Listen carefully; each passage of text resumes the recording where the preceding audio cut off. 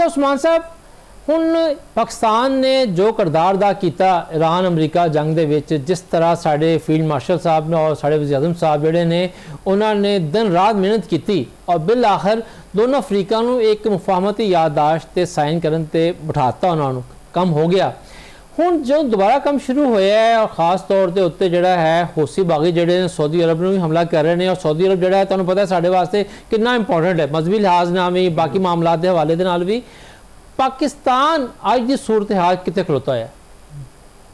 देखो जी, पाकिस्तान अपनी जगह पे खलोता है अपने मौकफ के नाल ते शंघाई विच दोवे गुजरा खर्चा पाकिस्तानी ते बौंग जी उन्होंने दोबारा गल की है नगोशिएटिंग टेबल ते लैके आने दी। देखो कंट्री होंदे ने सॉवरन, अपने इंटरस्ट के मुताबिक वो देखते हैं।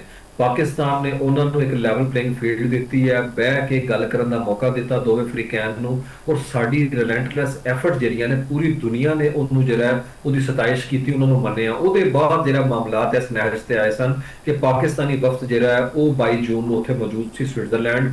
फिर कतर दे विच भी साडा जिहड़ा इस टाइम रोल है जो मुज़ाकरात हो रही है, देखो खलारा बहुत ज्यादा है, वेरिएबल बहुत ज्यादा ने, there is many twist between cup and the lip है। उहदे विच इजराइली एलीमेंट जिहड़े ने वो इन्वॉल्व ने, फिर दोवे साइड के उत्ते जिहड़े हार्ड लाइनर्स ने हॉकिश एलीमेंट्स ने वो अपना अपना असर रसूख रख रहे हैं, वो इन्फ्लुएंस कर रहे हैं पॉलिसी डिसीजनस नूं है। तो मेरे ख्याल पाकिस्तान का क्लीयर स्टांस है। देखो पाकिस्तान समझदा है खिते दे विच किसी सूरत दे विच कोई कंट्री अफोर्ड नहीं कर सकता। तमाम गल्फ रियासतां जिहड़ियां ने वो चाहदियां ने अमन होए और पाकिस्तान वाहिद रेलीवेंट कंट्री है ईरान जिहदी गल सुनदा है। पाकिस्तान वाहिद कंट्री है जिदा हाईली तुसी कह लो आला सतह का जिहड़ा डेलीगेशन है वो आयतुल्लाह खamenei दे जनाजे दे विच जिहड़ा उन्हें शिरकत की है। असी स्ट्रैटेजिकली रेलीवेंट आ, असी मिडल ईस्ट दे नाल भी खड़े हैं अपने इंटरस्ट की प्रोटेक्शन वास्ते, अपने पड़ोसी ईरान दे नाल भी खड़े हैं। असी पूरा जोर ला रहे हैं डिप्लोमैटिकली इन्हां नूं इंगेज करें, लेकिन फिर वो गल आंदी है ये तमाम जिहड़ियां रियासतां इस वक्त सारे मामले दे विच शरीक ने, उन्हां सारियां दा की कहंदे ने जिहड़ा व्यू पॉइंट ते वो वक्त नाल फ्लक्चुएट कर रहा है, वो तब्दील हो रहा है। तो मेरे ख्याल डोनाल्ड ट्रंप तो इंबैरस कर रहे हैं वो तमाम कंट्रीज नूं जिहड़ा सालसी का किरदार अदा कर रहे हैं कि जो असीं बहा दिता तुहानूं सारियां नूं है, कोई भी गल है कोई आउटस्टैंडिंग इशू है तो साडे थ्रू कतर दे थ्रू जिहड़ा ना तुसीं वो गल नूं राउट कर सकते हो। लेकिन जंग जिहड़ी है उहनूं लास्ट रिजॉर्ट की बजाय पहली ऑप्शन के तौर पर रख के हमला करना मेरे ख्याल नाल मसालियत करने वाले ने सालसी वाले किरदार अदा करने वाली कंट्रियां वास्ते बड़ी सूरत मुश्किल हो जाती है। एक तरफ अमरीका कहना पिया कि जनाब उन्होंने कैरोलिन लाइट जी प्रेस सैकटरी वाइट हाउस की कि असी बातचीत जारी रखी हुई है। इसका मतलब है दोवें फ्रीक यही कर रहे हैं। अगर यह चीज को ईरान एंडोर्स करता है कि मुज़ाकरात के लोग अजे मौजूद ने कतर विच है और उत्ते हो रहे हैं तो दोवें फ्रीक फिर इसका मतलब है पूरी जंग नहीं चाहते लेकिन दबाव की पॉलिसी जी है वो बरकरार रखना चाहते हैं ताकि कोई फरीक जो एक तासुर ना दे इंप्रैशन अपने लोगों को पब्लिकली अपने मुल्क है तो ग्लोबली कि असी किसी सूरत में भी बैक ऑफ कर रहे हैं अपना जो प्रिंसिपल स्टांस है। लेकिन उस्मान साहब जिस तरह गल की है कि महदूद जंग कर रहे हैं दोनों फ्रीक, लेकिन जिस किस्म के दोनों पासे इंतहा पसंद ने हार्ड लाइनर ने कभी कभी ऐसा भी होता है कि कंट्रोल जो सोच रहे होने की चीज़ें कंट्रोल च नहीं बेकाबू हो जाती ने। खतरा तो यही है ना कि दोनों पासों किसी टाइम जी है चीज़ें बेकाबू ना हो जाए और खास तौर पर जो सदर ट्रंप भी ने तो ईरान भी वो आपने हुरमज में जड़ा वा इस्तेमाल कर रहे हैं तमाम चीज़ों वास्ते लड़ाई वास्ते, तो ये चीज़ां जड़ियां ने तो किसी टाइम जो है फ्लेयर अप हो सकती हैं। जी जी कोई शक नहीं है जो नवा साइकिल है जिस तरह की नेचर हैगी हमलियां की जिस तरीके जिस इलाकों हिट किया जा रहा है मेरे ख्याल यही चीज़ ने ईरान को मजबूर कर दिता है कि ईरान ऑल आउट वॉर की तरफ जरा जाते नजर आ रहा है। जिस तरीके वो हिट कर रहे हैं, देखो पहले वो हिट कर रहा सी है अमरीकी मिलिटरी बेसिस नूं, लेकिन उस तरीके उन्होंने ढांचा जरा सी ना वो हिट नहीं सी, लेकिन उन्होंने जहाज भी हिट किया बहरीन दे विच है। मेरे ख्याल यह जंग फिर उन्होंने कुर्द जी मलेशिया उन्होंने हिट किया इराक के अंदर है, फिर सीरिया की तुसीं गल की है। मेरे ख्याल चीज़ां बड़ी खतरनाक मूड से चली जाती और जंग दे विच वाकई पहले मौके तो बाद जी सूरत हाल है किस तरफ जाती है यह असीं फर्स्ट और सैकेंड वर्ल्ड वॉर देख लिया। 5 साल पहली जंग रही, दूजी 6 साल रही है जदों कि गल एडी वड्डी है नहीं सी, लेकिन खलारा जरा वध गया। अगर इत्थे भी यह चीज़ होंदी है तो नेबर जिहड़े कंट्रीज ने नेबरिंग कंट्री उन्हां वास्ते बड़ा खतरनाक है। देखो अपना 909 किलोमीटर का बार्डर लगता है एक ऐसे सूबे नाल जिथे इंसरजेंसी इंडिया करा रहा है। उसके अलावा तालिबान जिहड़े ने उन्हां दा जिस तरीके का रवैया असीं देखने रोप स्टेट का वो अपनी जगह पे मौजूद है। फिर ईस्टर्न बॉर्डर साडा हॉट होया है, इंडिया जिस तरीके नाल उत्थे बॉर्डर के उत्ते जिहड़ा मनूवरिंग कर रहा है।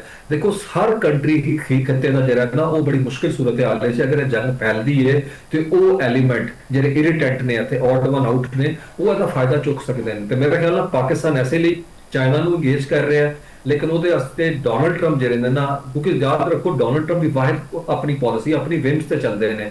ਅੱਜ ਉਹਨਾਂ ਕੌਮ ਨਾਲ ਖਿਤਾਬ ਕੀਤਾ, ਉਹਦੇ ਵਿੱਚ 2020 ਦੀ ਕਹਾਣੀ ਲੈ ਕੇ ਤੇ ਚੀਨ ਦੇ ਉੱਤੇ ਇਲਜ਼ਾਮ ਲਾਉਂਦੇ ਫਿਰਦੇ ਨੇ, ਨਾ ਕੋ ਸਿਰੇ ਤੇ ਨਾ ਕੋ ਪੈਰ ਹੈਗਾ। ਔਰ ਦੂਜੀ ਗੱਲ, ਦੁਨੀਆ ਚੱਲਦੀ ਹੈ ਇਤਮਾਦ ਦੇ ਉੱਤੇ, ਤੇ ਅੱਜ ਅਮਰੀਕਾ ਦਾ ਕੀ ਵਕਾਰ ਰਹਿ ਗਿਆ, ਕੀ ਇਤਬਾਰ ਰਹਿ ਗਿਆ ਉਹਨਾਂ ਦੀ ਆਪਣੀ ਗੱਲ ਦਾ। ਤੇ ਇੱਕ ਐਸਾ ਬੰਦਾ ਜੋ ਅੱਜ ਕੁਝ ਕਹਿੰਦਾ ਕੱਲ ਕੁਝ ਕਹਿੰਦਾ, ਦੇਖੋ ਇਹ ਕੋਈ ਪਾਲਿਸੀ ਨਹੀਂ ਹੈ, ਫੋਰਨ ਆਫਿਸ ਅਮਰੀਕਾ 'ਚ ਕੰਮ ਨਹੀਂ ਕਰ ਰਿਹਾ। ਤੁਸੀਂ ਤੇ ਮੈਂ ਤੇ ਮੇਰੇ ਖਿਆਲ ਅਰਸਾ ਹੋ ਗਿਆ ਉਹਦਾ ਨਾਂ ਹੀ ਸੁਣਿਆ ਫਾਰਮ ਮਿਨਿਸਟਰ ਦਾ, ਉਹ ਪਤਾ ਨਹੀਂ ਕਿੱਥੇ, ਜੇਡੀ ਵੈਂਸ ਤੇ ਸਟੀਵ ਵਿਟਕੌਫ, ਉਹ ਬੰਦੇ ਅਮਰੀਕਾ ਵਿੱਚ ਵੀ ਕੰਮ ਕਰ ਰਹੇ ਨੇ ਜਿਨ੍ਹਾਂ ਨੇ ਨਾ ਇਲੈਕਸ਼ਨ ਲੜਿਆ, ਨਾ ਕੋਈ ਲੈਣਾ ਨਾ ਦੇਣਾ। ਮਤਲਬ ਇੱਕ ਐਸੀ ਰੋਗ ਸਟੇਟ ਵਾਲੀ ਪਿਕਚਰ ਜਿਹੜਾ ਅਮਰੀਕਾ 'ਚ ਮਿਲ ਰਹੀ ਹੈ ਕਿ ਇਰਾਨੀ ਵੀ ਕਹਿੰਦੇ ਅਸੀਂ ਗੱਲ ਕਿਹਦੇ ਨਾਲ ਕਰਨੀ ਹੈ।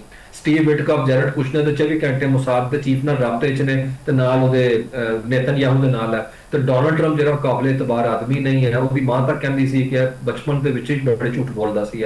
ਤੇ ਸੂਰਤ ਹਾਲ ਦੇਖੋ, ਉਹ ਜਿਹੜਾ ਵਕਾਰ ਉਹ ਚੀਜ਼ ਨਹੀਂ ਰਹਿ ਗਈ ਹੈ। ਫਿਰ ਜੇ ਤੁਹਾਨੂੰ ਮੈਂ ਗੱਲ ਕੀਤੀ ਯੂਨਾਈਟਿਡ ਨੇਸ਼ਨ ਦੀ, ਉਹ ਵੀ ਡਿਸਫੰਕਸ਼ਨਲ ਹੋਇਆ ਪਿਆ। ਮੇਰਾ ਖਿਆਲ ਨਾਲ ਫੇਰ ਵੀ ਜਿਹੜਾ ਨਾ, ਜਿਵੇਂ ਕਹਿੰਦੇ ਨੇ ਨਾ ਕਿ ਆਪਸ਼ਨ ਮੁਜ਼ਾਕਰਾਤ ਦੀ ਟੇਬਲ, ਡਿਪਲੋਮੇਸੀ, ਡਾਇਲੌਗ, ਡਿਸਕੋਰਸ ਦੇ ਇਲਾਵਾ ਕੋਈ ਹੋਰ ਨਹੀਂ ਹੈ। ਔਰ ਇਹਦੀ ਤਰਫ ਹੀ ਜਾਣਾ ਪੈਣਾ ਅਮਰੀਕਾ ਨੂੰ ਹਰ ਸੂਰਤ ਦੇ ਵਿੱਚ। ਅੱਛਾ ਸੁਲਤਾਨ ਸਾਹਿਬ, ਇਸ ਸਾਰੇ ਪੁਰਾਣੇ ਸਿਨੈਰੀਓ ਦੇ ਵਿੱਚ ਤੇ ਬਿਹਾਈਂਡ ਦੀ ਸੀਨ, ਪਰਦੇ ਦੇ ਪਿੱਛੇ ਜਿਹੜਾ ਸੀ ਚੀਨ ਤੇ ਰੂਸ ਬੜੇ ਮੁਤਹਰਕ ਸਨ। ਇਸ ਦਫਾ ਜਿਹੜਾ ਨਵਾਂ ਫੇਜ਼ ਸ਼ੁਰੂ ਹੋਇਆ ਹੈ, ਹਜੇ ਤੱਕ ਅਸੀਂ ਚੀਨ ਜਾਂ ਰੂਸ ਵੱਲੋਂ ਇਸ ਮਾਮਲੇ ਦੇ ਵਿੱਚ ਕੋਈ ਬਹੁਤ ਇੰਪੋਰਟੈਂਟ ਬਿਆਨ ਨਹੀਂ ਵੇਖ ਰਿਹਾ। क्या हजे वो वेट एंड सी की पॉलिसी ते ने कि शायद ये महदूद जंग है खुद ही सैटल डाउन हो जाए, या एक मौका आएगा जदों चीन ਨੂੰ ਜਿਹੜਾ ਹੈ ਉਹ ਇੱਕ ਸਖਤ ਬਿਆਨ ਦੇਣਾ ਪਏਗਾ? ਜੀ ਮੇਰੇ ਖਿਆਲ ਨਾਲ ਰੂਸ ਤੇ ਸਿਚੁਏਸ਼ਨ ਦਾ ਭਰਪੂਰ ਫਾਇਦਾ ਚੁੱਕ ਰਿਹਾ ਹੈ, ਔਰ ਜਿਸ ਤਰੀਕੇ ਨਾਲ ਉਹਨੇ ਯੂਕਰੇਨ ਨੂੰ ਅਟੈਕ ਕੀਤਾ, ਤੁਸੀਂ ਦੇਖੋ ਨਾ ਉੱਥੇ ਕਿਸ ਤਰੀਕੇ ਨਾਲ ਇੰਟੈਂਸਿਟੀ ਵਾਰ ਦੀ ਜਿਹੜੀ ਵੱਧ ਰਹੀ ਹੈ, ਤੇ ਉਹ ਬਕਾਇਦਾ ਤੌਰ ਤੇ ਇਸ ਮੌਕੇ ਨੂੰ ਐਕਸਪਲੋਇਟ ਕਰ ਰਿਹਾ ਹੈ। ਕਿ ਦੂਜੇ ਪਾਸੇ ਤੁਸੀਂ ਦੇਖੋ ਚਾਈਨਾ ਦੇਖੋ, ਚਾਈਨਾ ਇਸ ਟਾਈਮ ਇਰੈਲੀਵੈਂਟ ਨਹੀਂ ਹੈ। ਚਾਈਨਾ ਦੇ ਬਾਰੇ ਤੇ ਖਬਰਾਂ ਆਈਆਂ, ਚਾਈਨਾ ਨੇ ਆਪਣੀ ਜਿੰਨੀ ਸੈਟਲਾਈਟ ਸੀ ਉਹਨੂੰ ਜੋੜ ਕੇ ਹਾਈਲੀ ਪ੍ਰੀਸੀਜਨ ਸਟ੍ਰਾਈਕ ਇਰਾਨ ਦੇ ਕੋਲ ਕਰਵਾਈਆਂ। ਚਾਈਨਾ ਮੇਜਰ ਥੀਏਟਰ ਆਫ ਵਾਰ ਦੇ ਵਿੱਚ ਸਾਹਮਣੇ ਖੜਾ ਅਮਰੀਕਾ ਦੇ, ਲੇਕਿਨ ਈਰਾਨ ਜਿਹੜਾ ਉਹ ਕੰਮ ਕਰ ਰਿਹਾ ਜੋ ਚੀਨੀ ਚਾਹੁੰਦੇ ਨੇ ਅਮਰੀਕਾ ਦੇ ਨਾਲ ਹੋਏ ਹੈ। ਮੇਰਾ ਨਹੀਂ ਖਿਆਲ ਕਿ ਚੀਨੀ ਇਰੈਲੀਵੈਂਟ ਨੇ ਜਾਂ ਉਹ ਨਹੀਂ ਅਸਰਟ ਕਰ ਰਹੇ, ਲੇਕਿਨ ਉਹ ਪਾਕਿਸਤਾਨ ਦੇ ਥਰੂ ਜਾ ਰਹੇ ਨੇ ਮਾਮਲਾਤ ਦੀ ਤਰਫ ਵਧਣ ਹੈ। ਔਰ ਪਾਕਿਸਤਾਨ ਦਾ ਜਿਹੜਾ ਸਟਾਂਸ ਹੈ ਉਹ ਪ੍ਰਿੰਸੀਪਲ ਸਟਾਂਸ ਚਾਈਨਾ ਦਾ ਵੀ ਹੈ। ਉਹ ਵੀ ਚਾਹੁੰਦੇ ਨੇ ਮਲਟੀਲੈਟਰਲ ਫੋਰਮ ਜਿਹੜੇ ਨੇ ਉਹ ਮਜ਼ਬੂਤ ਹੋਣ, ਉਹ ਵੀ ਇਹ ਚਾਹੁੰਦੇ ਨੇ ਕਿ ਨੈਗੋਸੀਏਸ਼ਨ ਹੈ ਉਹਦੇ ਥਰੂ ਮਾਮਲਾਤ ਅੱਗੇ ਤਰਫ ਜਾਣ। ਔਰ ਯਾਦ ਰੱਖੋ ਡਰੈਗਨ ਦੀ ਸਦੀ ਹੈ, ਡਰੈਗਨ ਨੇ ਇਸ ਟਾਈਮ ਜਿਹੜਾ ਨਾ ਅਮਰੀਕਾ ਨੂੰ ਟਫ ਟਾਈਮ ਦਿੱਤਾ, ਜਿਹਦੀ ਵਜ੍ਹਾ ਨਾਲ ਤਾਈਵਾਨ ਤੋਂ ਅਮਰੀਕਾ ਪੁੱਲ ਆਫ ਕਰ ਪਿੱਛੇ ਹਟਦਾ ਨਜ਼ਰ ਆ ਰਿਹਾ, ਪੁਸ਼ ਬੈਕ ਕਰ ਗਿਆ। ਫਿਰ ਇਸ ਖਿੱਤੇ ਦੇ ਅੰਦਰ ਵੀ ਚਾਈਨਾ ਦੇ ਬੜੇ ਸਟੇਕਸ ਨੇ, ਔਰ ਮੇਰੇ ਖਿਆਲ ਨਾਲ ਇਰਾਨੀ ਸਮਝਦੇ ਨੇ ਕਿ ਜੰਗ ਰੁਕਦੀ ਹੈ ਨਾ ਤੇ ਸਭ ਤੋਂ ਵੱਡੇ ਉਹਨਾਂ ਦੇ ਤੇਲ ਦੇ ਬਾਹਰ ਜਿਹੜੇ ਨੇ ਉਹ ਤੇ ਚਾਈਨੀਜ਼ ਨੇ। देखो अपनाया हुरमुज के बाद अगर तेल निकलता है तो चीनी तो 85% तेल लगाता पहले चुकते सन। मेरे ख्याल में किसी सूरत में भी इस महाज को हाल ही नहीं छड्डण दे, लेकिन वो किस तरीके का मनूवर कर रहे हैं चाहते हैं पता चल जाए। तो सिर्फ 6 दिन हुए ने, लेकिन मेरा ख्याल है जंग ज्यादा देर तूल नहीं फड़ सकती। डोनाल्ड ट्रंप अफोर्ड नहीं कर सकता, दी पोलिटिकल कॉस्ट है। अमरीकी ਜਿਹੜੇ ਉੱਥੇ ਸਾਰਫੀਨ ਨੇ ਉਹ ਪੈਟਰੋਲ ਪੰਪ ਗੈਸ ਸਟੇਸ਼ਨ ਦੇ ਉੱਤੇ ਪਰ ਗੈਲਨ ਐਨੀ ਜਿਹੜਾ ਕੀਮਤ ਪ੍ਰਾਈਸ पे ਕਰਨ ਨੂੰ ਤਿਆਰ ਨਹੀਂ ਹੈ। यूरोप का एनर्जी जो क्राइसिस है वो एक्यूट होता जा रहा है, बड़ा मुश्किल होते भी सूरत हाल है। सिचुएशन जो है ना मुज़ाकरात की टेबल ते अनकरीब जाते भी तुसी देखो ते। सही। अच्छा उस्मान साहब मेरा आखिरी सवाल ये है तुहाडे नाल कि ਅਸੀਂ चीन रूस की गल की, लेकिन ਜਿਹੜੇ खलीजी मुमालिक ने ਉਹਨਾਂ ਦੀ ਕੀ हिकमत अमली नज़र आती पई है? देखो दुबई ਜਿਹੜਾ अरब अमारात ਤੇ ਉਹ ਤੇ ईरान ਦੇ शदीद मुखालफ होया होया है, ਉਹਦੇ ਨਾਲ कुवैत ਨੂੰ भी बड़ा गिला शिकवा है। लेकिन सऊदी अरब जड़ा सीगा वो एक तवाज़न की पॉलिसी तो अज दिन तक कायम है। सऊदी अरब चाहता है कि चीज़ां बेहतर हो जाए, हत्या कि हौसी बागियां के हमलों के उत्ते भी सऊदी अरब ने उस तरह रिएक्ट नहीं किया और पाकिस्तान के जरिए मैसेजिंग हो रही है। लेकिन ईरान और खलीजी मुमालिक के आने वाले दिनों तलकात किस तरह देखते पे हो? देखो जी खलीजी रियासतां ने इस 4 महीने की जंग ਦੇ ਵਿੱਚ ਗਰਾਊਂਡ ਰਿਐਲਿਟੀ ਜਿਹੜੀ ਹੈ ਉਹਨੂੰ ਅੱਛੇ ਤਰੀਕੇ ਨਾਲ ਐਬਜ਼ੌਰਬ ਕੀਤਾ ਔਰ ਉਹ ਇਸ ਚੀਜ਼ ਸਮਝਣ ਵਿੱਚ ਮੈਨੂੰ ਲੱਗਦਾ ਕਾਫੀ ਹੱਦ ਤੱਕ ਜਿਹੜਾ ਕਾਮਯਾਬ ਹੋਏ ਨੇ ਕਿ ਖਿੱਤੇ ਵਿੱਚ ਈਰਾਨ ਇੱਕ ਰਿਐਲਿਟੀ ਹੈ, ਇਰੀਟੈਂਟ ਫੈਕਟਰ ਨਹੀਂ ਹੈ। ਔਰ ਇਰੀਟੈਂਟ ਜਿਹੜਾ ਖਿੱਤੇ ਦੇ ਵਿੱਚ ਉਹ ਹੈ ਇਜ਼ਰਾਈਲ ਹੈ। ਦੇਖੋ ਇਜ਼ਰਾਈਲ ਨਾਲ ਤਾਲੁਕਾਤ ਬਣਾਉਣ ਦੇ ਬਾਵਜੂਦ ਅੱਜ ਯੂਏਈ ਕਿੱਥੇ ਖਲੋਤਾ ਹੈ, ਅੱਜ ਬਹਿਰੇਨ ਦੀ ਕੀ ਸੂਰਤ ਹਾਲ ਹੈਗੀ ਹੈ। ਤੇ ਅਮਰੀਕਾ ਨੇ ਆਪਣੀ ਮਿਲਟਰੀ ਬੇਸਿਸ ਜਿਹੜੀ ਉੱਥੇ ਬਣਾਈਆਂ ਸਨ, ਉਹ ਨੈਰੇਟਿਵ ਕਿਆ ਦੁਨੀਆ ਨੇ ਦੇਖਿਆ ਕਿ ਇਹਨਾਂ ਦੀ ਬਚਾਓ ਵਾਸਤੇ ਇਸਤੇਮਾਲ ਹੋਇਆ। ਈਰਾਨ ਤੇ ਉੱਤੇ ਹਿੱਟ ਕਰਕੇ ਉਹਨਾਂ ਨੂੰ ਬਾਰ-ਬਾਰ ਸੋਚਣ ਦਾ ਮੌਕਾ ਦੇ ਰਿਹਾ ਹੋਇਆ ਕਿ ਤੁਸੀਂ ਰਿਲਾਈ ਕੀਤਾ ਇਹ ਮਿਲਟਰੀ ਬੇਸਿਸ ਤੁਹਾਡੇ ਵਾਸਤੇ ਨਹੀਂ ਹੈ, ਇਜ਼ਰਾਈਲ ਵਾਸਤੇ ਸਨ। ਐਸੇ ਲਈ ਸਾਊਦੀ ਅਰੇਬੀਆ, ਤੁਹਾਨੂੰ ਮੈਂ ਕਿਹਾ ਕਿ ਉਹ ਈਰਾਨ ਦੇ ਨਾਲ ਜਿਹੜਾ ਉਹਨੇ ਤਾਲੁਕਾਤ ਆਪਣੇ ਬਹਾਲ ਰੱਖੇ ਨੇ। ਜੰਗ ਦੇ ਦੌਰਾਨ ਵੀ ਸਾਊਦੀ ਅਰਬ ਦੀ ਅੰਬੈਸੀ ਉੱਥੇ ਬੰਦ ਨਹੀਂ ਹੋਈ। ਡਿਪਟੀ ਫੋਰਨ ਮਿਨਿਸਟਰ ਦਾ ਆਇਤੁੱਲਾ ਦੇ ਜਨਾਜ਼ੇ ਦੇ ਵਿੱਚ ਸ਼ਿਰਕਤ ਕਰਨਾ ਦੱਸਦਾ ਹੈ ਕਿ ਸਾਊਦੀ ਅਰੇਬੀਆ ਜਿਹੜਾ ਈਰਾਨ ਦੇ ਨਾਲ ਰਿਪਰੋਚਮਾ ਜਿਹੜਾ ਉਹਨੂੰ ਲੈ ਕੇ ਅੱਗੇ ਚੱਲਣਾ ਚਾਹੁੰਦਾ ਹੈ। ਔਰ ਜਿੱਥੇ ਸਾਊਦੀ ਅਰਬ ਖਲੋਏਗਾ ਕਤਰ ਉੱਥੇ ਹੀ ਖੜਾ ਹੋਏਗਾ। ਔਰ ਸਾਊਦੀ ਅਰਬ ਕਤਰ ਦੀ ਪਾਲਿਸੀ ਪਾਕਿਸਤਾਨ ਦੇ ਨਾਲ ਅਲਾਈਨ ਕਰਦੀ, ਕਨਵਰਜ ਕਰਦੀ। ਇਵਨ ਤੁਰਕੀ ਤੇ ਮਿਸਰ ਵੀ ਔਨ ਬੋਰਡ ਨੇ ਔਰ ਇਹ ਤਿੰਨੋਂ ਮੁਲਕ ਮੁਸਲਿਮ ਦੁਨੀਆ ਦੀ ਤਾਕਤਵਰ ਆਰਮੀ ਨੇ। ਔਰ ਅਗਲਾ ਜਿਹੜਾ ਇਤਿਹਾਦ ਬਣਦਾ ਨਜ਼ਰ ਆ ਰਿਹਾ ਵੇ ਉਹਨਾਂ ਚ ਪੰਜ ਕੰਟਰੀ ਤੁਹਾਨੂੰ ਨਜ਼ਰ ਆਉਣਦੇ।